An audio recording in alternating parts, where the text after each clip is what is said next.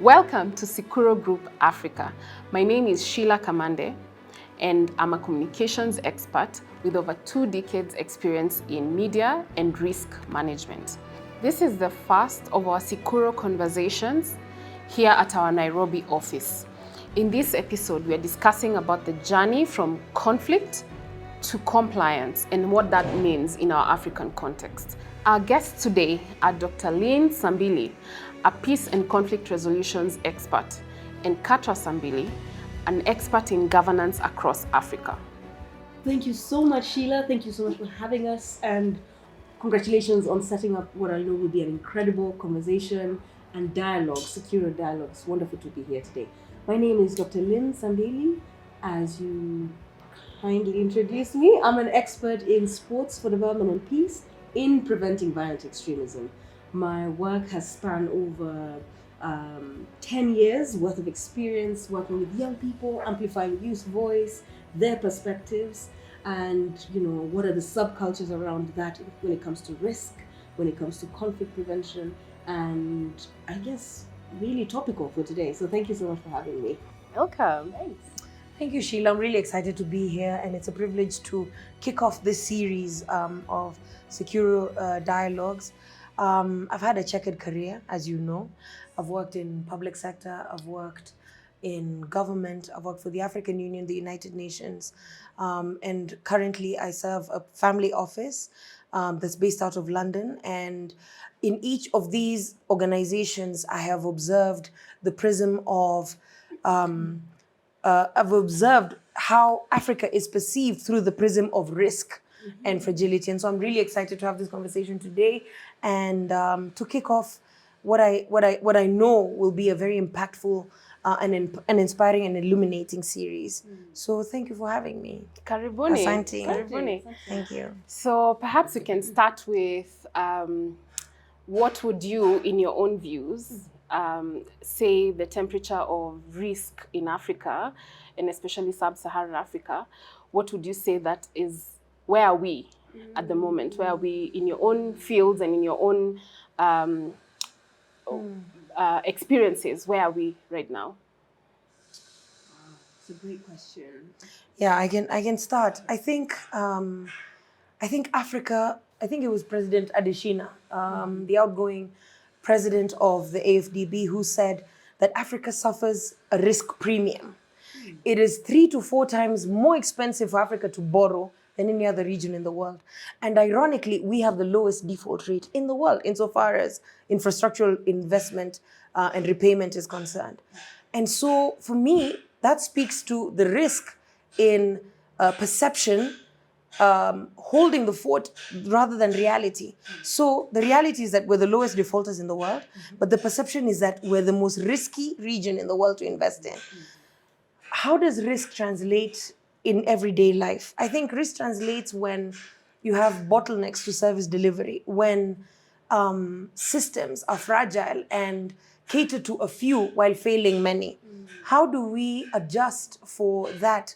How does Sicuro Dialogues do that? You have to raise awareness about the fragility of our systems, encourage public institutions to be more strategic and anticipatory in their outlook rather than reactive. They need to anticipate and solve for public problems rather than be reactive to them. I've had the opportunity to travel around Africa and observed how this anticipatory stance solves for problems before they even emerge. If you talk about like the Republic of Rwanda, for instance, 2 months ago, I had the opportunity to attend a meeting hosted by the Minister for ICT and Public Service Delivery in Rwanda. And they took us on a tour of their system known as Irembo. Irembo has digitized the entire public sector. And that facilitates the ease of doing business in Rwanda because an investor comes in and instead of being subjected to an entire rigmarole of applications, they just go to one place. And that one-stop center is the Rwanda Development Board. And all the data that they need and all the information that they need sits in one house. Yeah. Who wouldn't want to work in such a country? Instead of going from building to building, instead of looking for a guy, I need a guy. I need a guy for a passport. I need a guy for a birth certificate. In fact, this morning I'm dealing with birth certificate issues. I need a guy for, people. We need systems that work and service delivery that has no bottlenecks, that is dealing with risk at the grassroots level and ensuring that we have a society that serves the people it's meant to serve. Thank you. Wonderful. What about you? What would you say is the current risk temperature or our current risk landscape at the moment? No, I mean, thank you, Sheila. I'll dovetail into Katra's response because I think you're giving very practical examples. The pulse check, we're doing a pulse check of the continent, or let's even scale it down to the young person and the youth voice. There is a hyper awareness and a feeling of desensitization to the government. Number one, you have at the global scale geopolitical realignment. Flagged off by the U.S. government, for example, when you have conversations that happened around, stepping away from aid. There's that global crisis and what that cascaded in my sector, for example, when it comes to working with young people and in sports for preventing violent extremism, for example. You have that gap in funding and that gap in communication and that flow that decreases trust. So that's one key pulse problem. We have young people who are thinking, what is my role? Where there's this youth waithood that's continuing. It's a very clear theme where you're waiting to graduate, and from graduating you're waiting to find opportunities, and you have extremist groups using that opportunity, for example, to draw in young people who may not have access to opportunities that they should rightfully have access to, to engage in conflict and to increase risk. And that again polarizes the society. And so you have this amplified feeling of, us versus them and an isolation. And that's starting from the global megatrend coming into the African continent and into the national level. So, that cultural fluidity as well, young people feeling mass protests. We've seen that, not just in country, but we've seen it across the region as well. And so I would say that it is a solid amber, tippering on red. But there are things that we can do to claw it back, to claw back the pulse, to rebuild trust where it's needed. And those are some of the solutions that you're doing to intervene before, it erupts. I would say from a private sector perspective, and as Sicuro Group, what we try to get our clients to do and potential clients to do is to always, as you said, is happening in Rwanda, to always be proactive in not handling risk as just a department, not handling risk as an afterthought. It should be in the very fabric of setting up your business here, and as you're also coming up to set up, because we can no longer ignore Africa, risky as it is. We cannot ignore Africa. So thank you very much for that.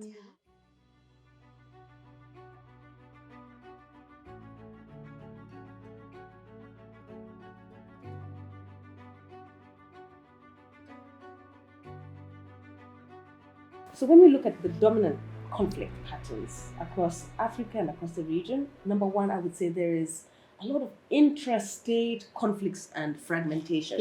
What do I mean by that? In most of African societies, the conflict is happening within rather than between states. So within states, you have that polarity, you have that fragmentation, the fragmentation, you have that tension, whether it's between the political class and the young people. You have this feeling of, us versus them, and that is exemplified where? So I'll give you some examples. Sudan, for example, there is the war between the Sudanese armed forces and the rapid support unit or forces, for example, and that's within the state. So you have to ask yourself, what is making this porous? What is causing these within states? What Yeah. is sparking conflict? And I think some of the things that are causing that is the porosity of borders. Yeah. So you have different viewpoints and ideologies coming into the state. You have tensions within the society and communities feeling left out, that the solutions are not deeply rooted and locally contextualized. So that's Sudan. Nigeria is another one that we can't forget. We have these conflicts that are span across the regions. One region is Boko Haram. You have within the state. So it's political, it's ideological, and it's even economical. So these are some of the dominant patterns that it just doesn't cut across the ideology. Some people are in conflict and tension because of economics, because of, as I said earlier, youth waithood, feeling disenfranchised. And so those are some of the things. Number two, I would say, as a dominant pattern that I believe is there and then is rising, is the rise of jihadists and Islamist insurgencies. What are we seeing, for example, when it comes to that? You've got the rise in influences in Mozambique with Cabo Delgado. You have ISIS, who have been, growing in numbers and in an amplified messaging, not only from the African region, but also traveling. You have recruits coming from across the world, even from global north to the global south. And there's that change in the landscape in dominant patterns. Of course, Al-Shabaab are there with the porosity of borders between Somalia and Kenya. So that is also something that I see as a dominant pattern. The third I see as, bring it close to home at the national level, is ethnic and communal violence. Ethnic and communal violence, right? Yeah. That's what's driving that. You're looking at resource scarcity. There isn't enough to go around. You have conversations around, we want this, we want leadership to be in office for a term. And that's sparking a lot of fear around resource. What you have to ask yourself, what's causing this dominant pattern? What's making it rise? You have political exclusion and socioeconomic exclusion and marginalization. You have young people, in my case, and in research I've done, who have felt, historically, have felt marginalized because of their identity. Yeah. So you're in this in-between status of, I am Kenyan, but I am not. I don't have an identity card. And that leaves me on the margins of society, quite literally. I can't access, I'm socially cut off. My mobility is limited. I have to, for example, get on a speedboat to get to economic opportunities. And or you think of, and maybe I'll just be really direct. Some of the work that I did, to just bring it home as a real life example. Yeah. So when I was doing my PhD research, and I had the opportunity to travel as far as Lamu and as far as Kiunga. Kiunga is close to, is on the border. It's basically on the border, and that it speaks to that porosity. So you had communities that are hyper aware of their exclusion, and and you had young people say things like, for me to even apply for an identity card, I must see the chief, I must sit under a tree with the chief, with the police constable, with everyone, to check my identity and my lineage. But because of how far removed I am from Nairobi, from central government, I am limited, and therefore that is used as a dominant, they're used as a potential catchment for conflict and for engagement in violence, right? From radicalization into extremism. So those are some of the factors that you see. Polarized states, political challenges. That's not just that's not just within the African continent, that's across the world. Yeah. There is a critical rise in nationalism, in, and xenophobia. There's this feeling of us versus them, black versus white. Racism is ripe, it's across the world, and we're seeing that. So I would say that's an ethnic and communal violence is there at a micro level, but it's also amplified at the macro level. So these conversations are mirroring each other, and I think social media is just, this disinformation that is really promoting that. And then I think the final one I'd say really is with that point, if we're looking at how that intensifies competition and climate change, I think I'm not just putting that as a tokenistic response because everybody's saying climate change. It's a real dominant pattern of conflict. Yeah. Whether it's between animals and humans, Yeah. or humans and animals, or society. And I feel like this is turning into a blur, but it's a real issue. Yeah.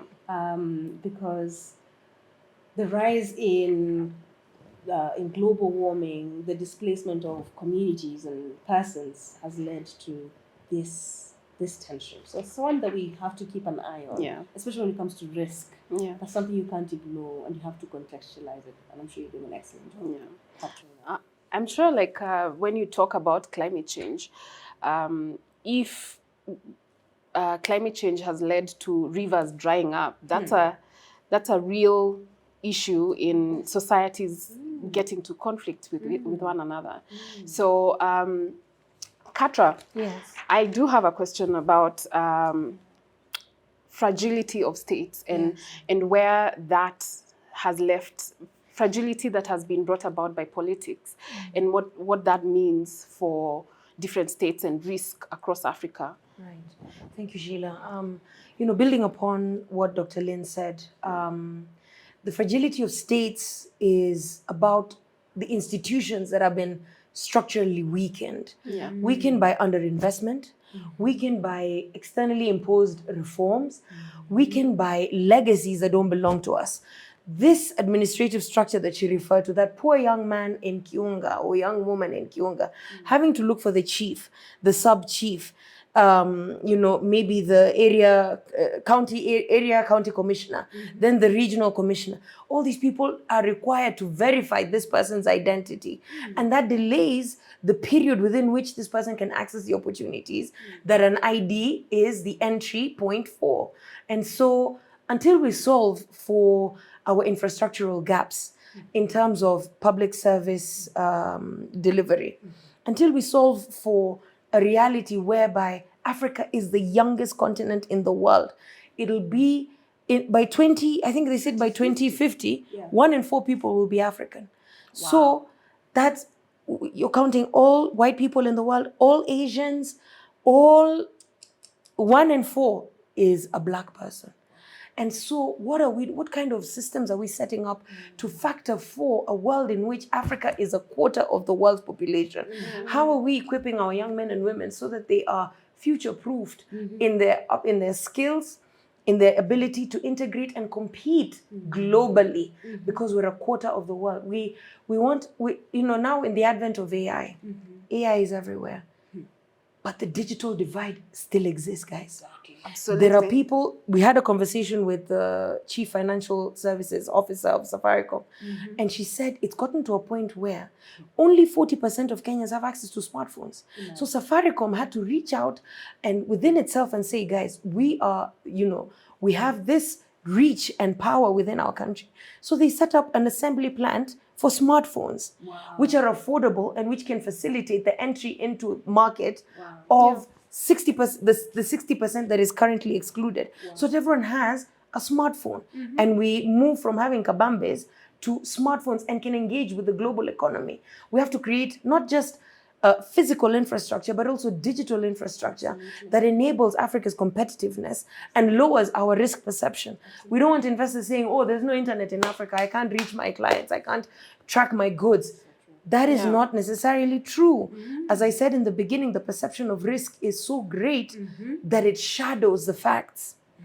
And so when we talk about fragile systems, we have to understand that there's an erosion of trust between state and society. How do we rebuild trust? How many times have you been somewhere where something hasn't worked and Kenyans just resign themselves to the fact that, So we need to arrive at a place where we trust that the system will work because it has been announced that the system will work. And that can only happen if we invest in our institutions, if we invest in our public service delivery mechanisms, if we invest in our communities and empower them and include them so that there isn't a disadvantage. There are no geographical disadvantages or advantages from the center, because this is a colonial legacy that exists. And even Tom Mboya talked about it in 1965 when he wrote that paper about, how development, as a result of Nairobi being the hub and the seat of power, regions suffered. There were 8 at that point in time. The administrative structure was provinces. 8 provinces. Yeah. And because Nairobi was a center, the people who lived in and around Nairobi had a leg up everyone else. So if the railway, for whatever reason, did not pass by your village, you were structurally screwed. Wow. And so the path dependence that has come about as a result of that endures to this day. Wow. And so the region that my sister and I come from became a backwater immediately because the railway did not pass through there. So what is the railway today? The railway is resources. The railway is inclusion. The railway is infrastructural investment. And all these factor into contributing to Africa's attractiveness and the lowering of the risk perception and that risk premium for our society. Wonderful. Thank you. You earlier mentioned about Rwanda's Irembo system, or rather their point of one-stop shop for setting up businesses in Rwanda. Yeah. I think we have a similar system here in Kenya, Huduma Center. What would you say for businesses wanting to set up here? How do they navigate? We've talked about the dominant patterns of conflict. We've also talked about the fragility. What weakens such systems, which the government has already gone ahead and placed for the citizens and also incoming investors? What would you say? How do they navigate that? Is there hope for businesses and institutions and governments to continue doing business and thriving in the face of such systems which have been... Absolutely, absolutely. Let me take that and say that to all investors, to anyone interested in Africa, don't go on Instagram and think you've arrived in Africa. Don't go on TikTok and think you've arrived in Africa. Africa is so advanced. All the infrastructural investment that has been made, we have expressways that work, we have airports that work, we have all international airlines flying here. Every day there's a British Airways flight leaving Nairobi. Every day. And at night, and one coming in the morning. Every day without fail. Every day there are, I think, 4 or 5 flights a week from Emirates. Qatar flies out of here. We have ports that are world class. We have infrastructure that is world class. And so please do not allow the perception of risk hinder you from engaging in what I know is a gold mine. And so, but come here understanding that we as Kenyans, we as Africans are alive to the fact that we have our place, we've earned our place at the table. In fact, our ancestors died for our place at the table. Absolutely. And so we respect them. And out of respect for them, we ask that you deal with us with dignity and respect and engage us as peers. This is a partnership. This is not a favor that you're doing us. If anything, if that's your perception and your posture, please don't come here. Please don't come here. We are not paupers. We want partnerships. We don't want dynamics of old. And so, in talking about Huduma centers, there's a Huduma center in every county in this country. There you can get an identity card, you can get a birth certificate, you can get a death certificate. I'm so sorry if you haven't got that. You can get all these services. It is just that perception of risk is so deadly. And so dangerous. And we fight it with every fiber in our being. We resist it with every fiber in our being. Africa is not the kind of place that you have a long distance relationship with. This is not that kind of thing. You need to be here, sit across the table, listen to us, let's understand each other, read our body language. If we don't like something, clarify. If we like something, we will tell you. And so that's what I would say. I would say, don't have a virtual engagement with Africa. Absolutely. You have to engage physically. You have to be here and meet the people and come with respect and an understanding that this is not the Africa of old. This is the 21st century Africa in which 1 in 4 people will be African. At Sicuro Group, Africa, one of the things that we do very well is help our clients with intelligence-led advisory. And that helps in understanding the context and understanding the communities at a very grassroots level.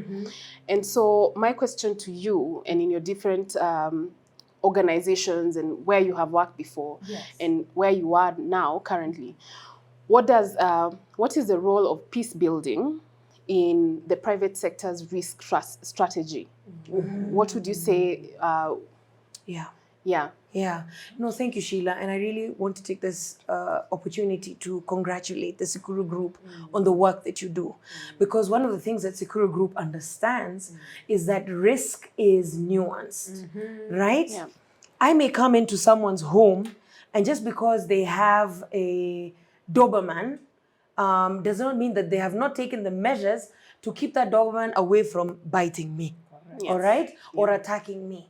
Or I may come into a home where there is construction going on. So what measures have these people taken to ensure my safety? And so risk is nuanced. And so what Sicuro Group understands is one size does not fit all. Yes. Correct. Absolutely. This blanket perception of all of Africa being a landmine of risks is wrong. Africa is not a monolith. Africa is diverse. There are 54 countries. There are 54 countries. I think there are over 2,000 languages spoken in this continent alone. So imagine speaking just one and assuming that you've understood the whole. Yeah. You're so lost. Yeah. And so what we encourage investors coming in is to remain curious. Have what a wonderful professor at Harvard called Professor Ronald Heifetz said, a sacred heart. Have a sacred heart. A sacred heart is innocent and it's curious. It doesn't come in with cynicism dressed as realism. Yeah. It doesn't come in with arrogance dressed as facts. Yeah. You have to remain curious about the culture in which you're engaging. Allow them to speak. Allow them to share their insights. Take in and factor for their perspectives and their experience. That's the only way you'll succeed in this country. Yes, you can ride roughshod over people, but that's only short term. If you want to succeed in the long term, if you want to be here for the future, and for the future, the foreseeable future, Yeah. Africa is a place to be. If you're not in Africa, you're missing out largely. And so when you talk about peace building and the role that private sector can play, Yeah. my mentor, Her Excellency Nados Bekele Thomas, who is the first female CEO of the African Union Development Agency, NEPAD, she always says that you cannot have development without peace, and you cannot have peace without development. Yeah. And so, my sister here, Dr. Lynn, talked about the time bomb that is youth that are not engaged, that are excluded, that are ripe like apples about to fall off a tree, ripe for extremism and ripe for recruitment. I was so surprised to learn that a place that I considered paradise, Trinidad and Tobago, is the #1 recruiting spot for ISIS. The Caribbean. When you think of Trinidad, you think of Calypso. Yeah. You think of, what do you call this festival that they have every year?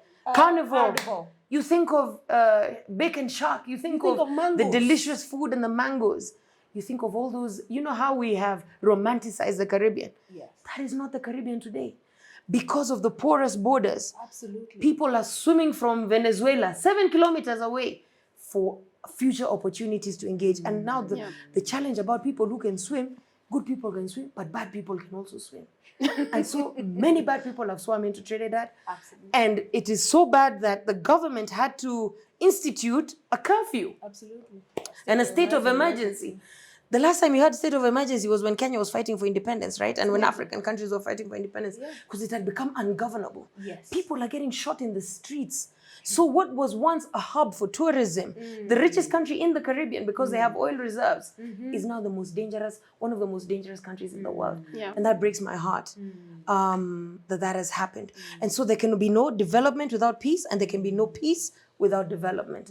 And so one of the things that I invite us to consider is, how can private sector contribute to what Her Excellency, Madam CEO calls the triple nexus. The triple nexus is about humanitarian assistance. It's about development, and it's about peace building. What role does private sector play in that? And I think they play that by contributing to the development of the countries that they are entering into. Their investments will create jobs, and there's a ripple effect in the hiring of these young men and women, and in the realization of their capacity and their potential and their engagement. And so Sheila, private sector has a role to play. We welcome them. And again, as I said, we have to integrate. Private and public sector, we have to integrate. In Africa, it is not, we have not arrived at a place where we leave everything to government. No, no, no. Yeah. Yeah. Private sector, you have a very solid role to play. You have your turn at the wheel. So don't abscond and lift your hands up and whinge and say, oh, government, serikali's idea, serikali's idea. No, roll up your sleeves, get involved, get engaged. There's no way. Kidole kimoja hakivunji chawa. It is an effort that needs to be collaborative. Thank you. Fantastic. What's your take on that, Lynn? Wow. You know, there's the often cited proverb: if you want to go fast, go alone. Yeah. If you want to go far, go together. If you're landing on the continent, you have to respect the nuances of culture. You have to respect the people's voice, the people's opinions, and understand that it is not stagnant. It is ever evolving. And I think that is, again, just to say congratulations to Sicuro Group and to yourselves, is that investment in the local expert. Because as we say in Kenya, vitu kwa ground ni Different. It is not what you hear on the papers, it's not what you hear on the news, it is what is the local pulse. You are an organization and a company that has its ear and its heart to the ground. You are able to be agile, you're able to respond, you're able to say, actually, let's not move forward with that as part of the risk register. I think let's increase this. Let's increase engagement with women and girls, for example. So what are these nuances, for example, that I know you're already engaging in? There's gender nuances, there's gender norms. What might work for men under a baraza in a tree will not work for women. If you're trying to extract information and learn, it has to be a dignified engagement. It has to be a dignified, time-sensitive, an opportunity to sit down and listen, or walk and listen. Primarily, this is about listening. So again, as Katra said, you cannot observe Africa from the phone. You have to come and engage with the local experts such as yourselves, and bear in mind factors such as intersectionality and how that ties into gender and gender empowerment, how that ties into risk registers going down, how that ties into business, how that ties into how a mother will set up a business for, if they get investment from the private sector, for example, where there's peace, there's development, right? As Yes, said, yes. if there is investment for them, they will empower the entire community. How they go about that will be so contextualized, will be so different from Nakuru, from Mombasa, will be so different. The responses you will get, so you have to come with an open mind. And that's something that you've done. I think other key factors to remember for the private sector when it comes to peace building, instantly engaging in it will reap a return on investment. Partnerships are the way to go. Engaging in that mindset will allow you to have opportunities to listen, to ensure you're not lost in translation. So you're not landing with solutions, but rather you're willing to listen and learn. You're willing to roll up your sleeves and engage with different populations and grow. So, and if I may add, yes, please. Many years ago in 2007, when the new administration had introduced the Constituency Development Fund as an intervention to the gaps in infrastructure and investment at the grassroots. I carried out research on the impact of the passive presence and the active absence of women on the committees that decide where these funds go. And my findings were that in constituencies where the member of parliament was a woman, the decisions around where those resources were allocated differed significantly from the constituencies where the member of parliament was a man. Because where the constituencies were led by a woman, the committees that were constituted to decide where the development priorities would be and where resources would be allocated factored for socioeconomic challenges that people face. And those ones led by men inadvertently. And that was the data. Don't hate me. It's just what it is. And I'm happy to provide that information. So the women-led CDF committees were focused on solutions such as sanitation, water and sanitation, like how do we build latrines and prevent cholera outbreaks? Whereas the ones led by men were, how do we build walls?